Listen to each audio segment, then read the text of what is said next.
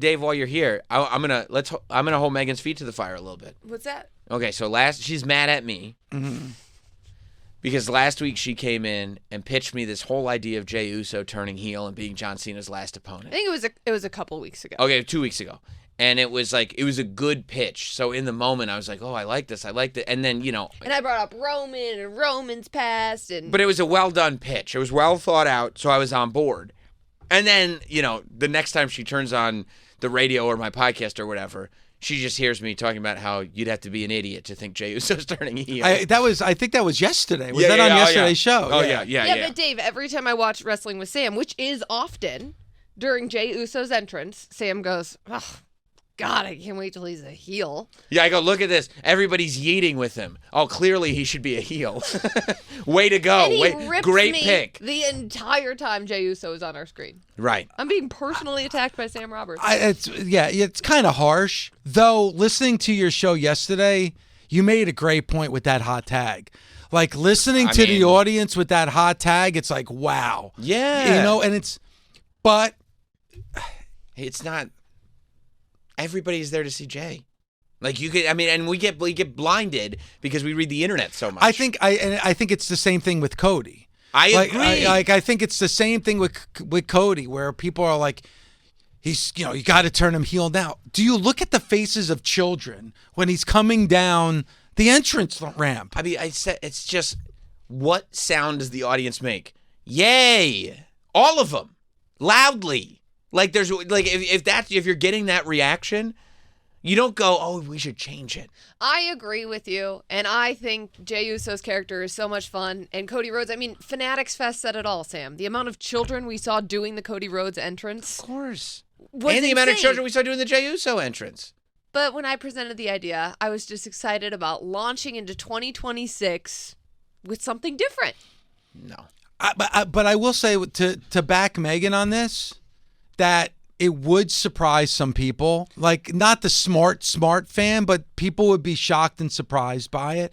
And I think Jey is so talented, and he's talented enough that he would pull it off. He would pull it off, but it's like, the reason it would surprise people is because it's not a thing that there's any reason to do.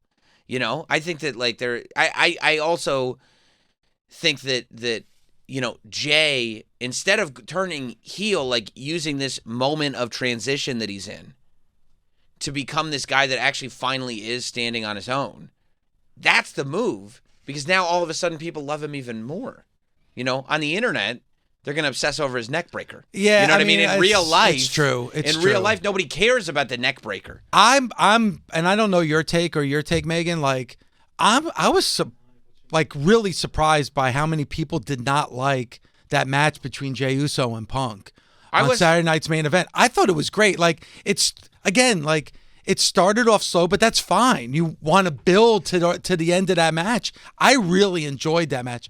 I'm not somebody now, honestly, I really stay off the internet as much as possible, because but when I did look at it, like everybody hating on that match, I was like, did I not see the same match? I'm glad you said that, because number one, I couldn't agree with you more. I thought that match was like this,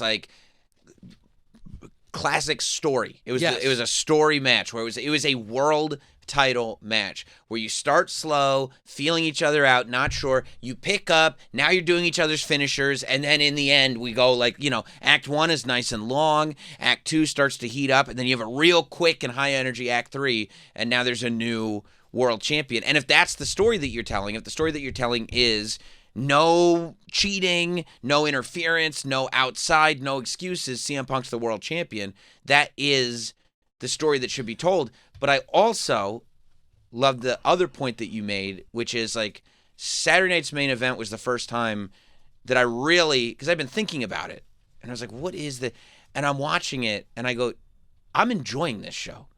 You know what the problem is? Too many people, and myself included, are consuming too much content that is critical for the sake of being critical. People that are making money being critical of products are going to continue to be critical regardless of if it's good or bad. But I think, and tell me if you think I'm wrong on this, and I feel like fans have kind of had enough.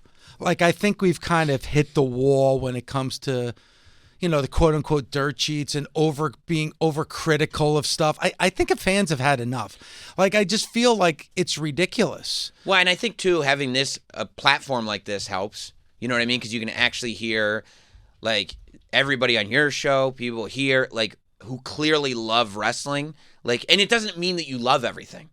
It just means that you're analyzing from a place of real fandom and knowledge. Like, you can hear when people are making criticisms of shows that they didn't watch. Like, you didn't watch this show. You saw a clip, and then you saw replies on the clip, and now you're turning it into your take. You didn't watch the show. I agree. And that's what happens with these clips. They see the neckbreaker clip, and they go, "Oh, I didn't like that match." And that was the thing that was all over social media. Well, there was a lot to that match other than that. And it goes back to even, which I think is one of the candidates for match of the year, John Cena and Cody at SummerSlam. Yeah. Everybody was just talking about that one where it clearly he didn't hit him. Like, it was clear like he whiffed. All right. But did you watch the rest of them? Like, you're going to focus on one small thing in what was, I thought, a classic confrontation. I mean, Sam, we were on the Cody? floor watching it, and when they went under the stage and then came back out, it was an unbelievable moment. You felt it throughout the stadium. Yeah, just ignoring the kind of, like, full-formed emotional journey that you go on in that match.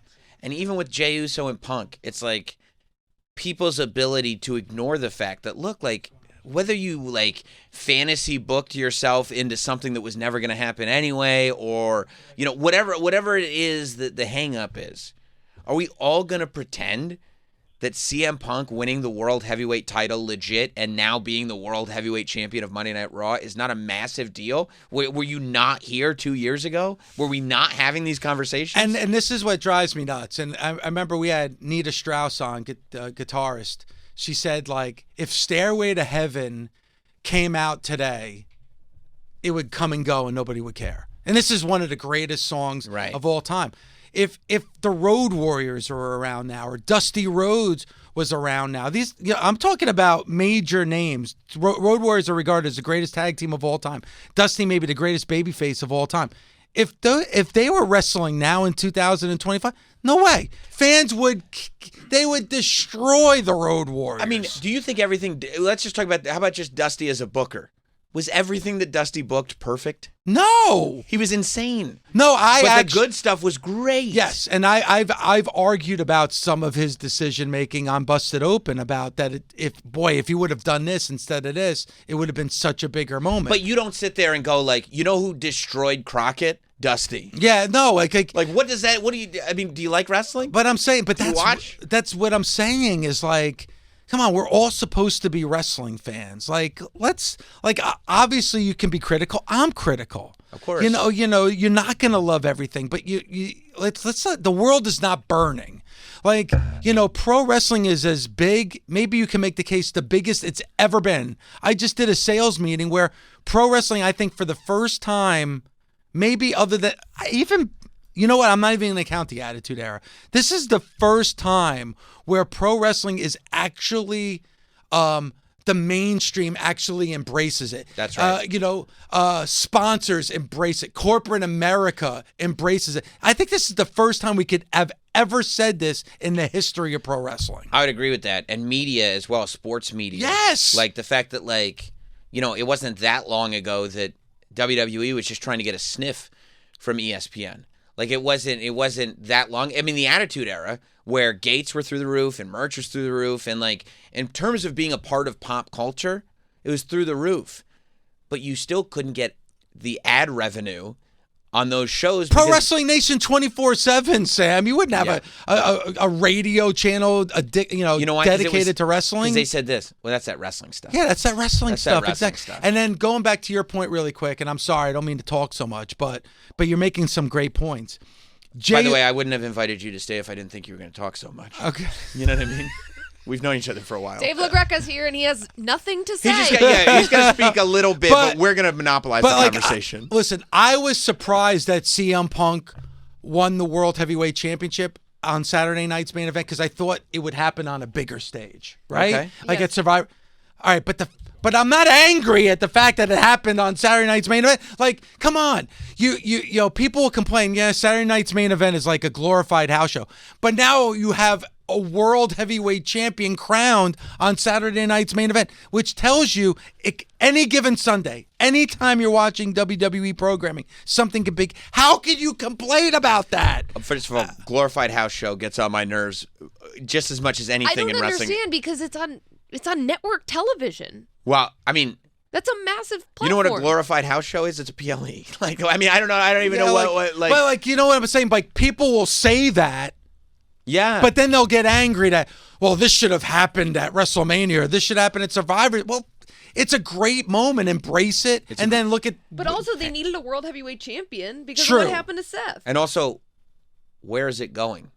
That's always the question. What's like, the follow? Before, you can't say this was the wrong choice if you don't know what the follow-up is. Why didn't it happen at Survivor Series? Well, we don't know what's going to happen at Survivor Series. Exactly. That's just like people who say Cena's retirement tour has been terrible. No. It's not over. Well, number one, it's not over. And number two, the second half has been killer. It's been amazing. I can make the claim that the best matches I've seen from John Cena is during this farewell tour. Yeah. Yeah, I mean. SummerSlam match, you just pointed it out. SummerSlam match, the match with AJ. Yeah. I mean, those are two of the best John Cena matches. And by the way, the Sami Logan Zayn Paul and match Logan was Paul match very good. weren't anything to sleep on either. No, not at all. Let me go to Johnny in Dallas. What's up, Johnny? Johnny, you there? See, Johnny had nothing to say, so it was Johnny like got scared.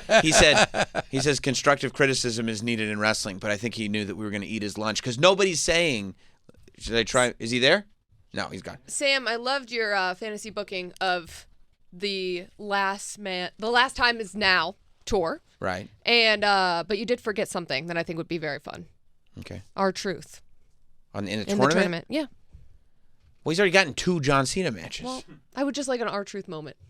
A moment, okay. I don't think he needs to be in the tournament if he's already gotten 2 Cena matches. But I mean, I like Truth Cena. Well, we'll see Truth. You know what I mean? We'll see him at that Saturday night's main event. But I mean, yeah, it's just I think that people have kind of commodified being critical, and it's almost like. I also think that WrestleMania 40 created a bar that is so impossible to touch. It's one of the greatest. The level of like, well, let's compare it to WrestleMania 40. It's like it's totally ridiculous to compare everything to WrestleMania 40. I mean, history was made with WrestleMania 40 and the build to WrestleMania 40. Of course. No, it's because I changed the main event. I didn't know that was you. Really? I don't think you changed the main event. It was you and your crybabies. That's right. That was you? That was me. That I was the head of the crybabies. You know what I love? 2 years. 2 years. Oh, this rock. Oh, this pizza. Oh, this guy. Oh, this rock. Oh, this rock. One little acknowledgement from the final boss. It's more than that. One little. It's hey, two. Dave. Hey, it's Dave. two. Hey, Dave. Good to see you. You too, Rock. Here's my robe. I saw the picture. And how about the 2 posts from The Rock? Yeah, you're saying that, about the robe. And that if you've got any more show ideas, go to Gewurz. I saw that. Sam got a press What is that? By the way, what does that mean? Well, I think that he thinks if you can create a channel, I mean, he's got a production company. You know what I mean? So if you've got any idea, and I would love, wouldn't it be great if you blew it? You know what I mean? Like you got all this goodwill right now, but you go in with the most insane Dave Lagreca idea, and everybody's just looking around the room like, why did DJ give him this ticket? I would blow it, Megan. Like without a doubt, I would blow it because like my first idea that came to mind is like a tribute show about Polynesian Pacific Championship Wrestling. Like just a tribute show, like just the Polynesian Pacific Championship Wrestling. Right, and it's you need to pitch him your third idea because you're on your third marriage, so it seems like your third decision is always your best. I don't have the brain. I don't have the brain capacity to come up with 3. That's where Sam comes in. I need Sam. I'll give you a third. We'll think of something together.